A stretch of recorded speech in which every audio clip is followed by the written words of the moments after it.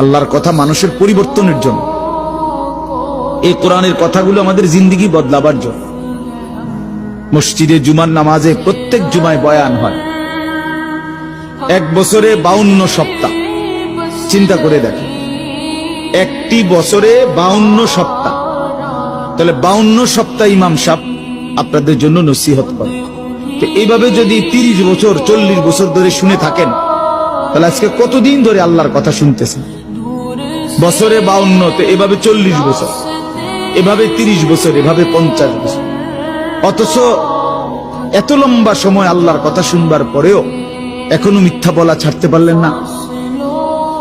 এত লম্বা সময় আল্লাহর কথা বলা শুনবার পরেও বিড়ি সিগারেট খাওয়ার অভ্যাসটা ছাড়তে পারলেন না। এত লম্বা সময় আল্লাহর কথা শুনবার পরেও চা দোকানের আড্ডা বন্ধ করতে পারলেন না।